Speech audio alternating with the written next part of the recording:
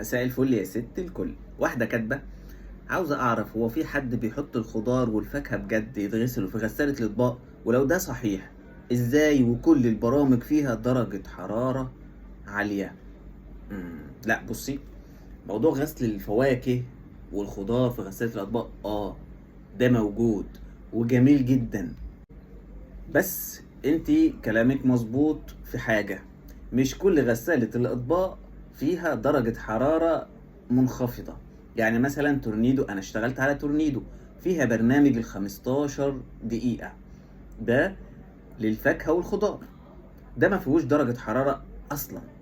ما فيهوش، يعني مش منخفضة، لا ما فيهوش درجة حرارة. البرنامج ده 15 دقيقة مخصوص للخضار والفاكهة، بتحطيهم تغسليهم في الربع ساعة بيطلعوا مية مية. حتى لو انت حاطة في درج المسحوق قرص او مسحوق، الدرج المسحوق نفسه اثناء الدورة ما بيتفتحش، الربع ساعة بتخلص بياخد دورة الغسيل والدرج بيفضل مقفول زي ما هو، مفيش مية بتدخل للقرص اصلا ولا الدرج بيتفتح.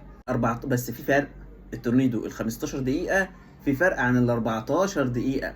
ال 14 دقيقة في درجة حرارة منخفضة، بس في درجة حرارة ما ينفعش تغسلي عليه خضار وفاكهة، تمام؟ انما 15 دقيقة المسحوق اصلا ما بيتسحبش، وانت بطبيعة الحال مش تحطي مسحوق، ولكن بقول لك ان الدرج ما بيتفتحش. نفس في ال 15 دقيقة ده بتغسلي عليه خضار، فاكهة، بطاطس بقى، بطاطا، عيشي حياتك. ده في تورنيدو. في غسالات تانية ما فيهاش الخاصية دي، عشان خاطر ما تجربوش ويحصل مشكلة. اللي ما فيهوش خاصية دي ما يغسلش فيها خضار وفاكهة، لان مثلا يعني عندك البيكو، انا شفت البيكو لا الخاصية دي مش موجودة، لان انا ما شفتش فيها برنامج بدون درجة حرارة، كله على درجة حرارة، حتى لو درجة حرارة منخفضة ما ينفعش، ما ينفعش. يعني مثلا زي ال 14 دقيقة في تورنيدو في درجة حرارة منخفضة، لا ال 15 هو الخاص بالخضار والفاكهة. فقبل ما تغسلي دوري الخاصية دي موجودة في غسالتك ولا لا. نفس الكلام في الغسالات، بيكون في غسالة فيها نص حمولة وفي غسالة لا.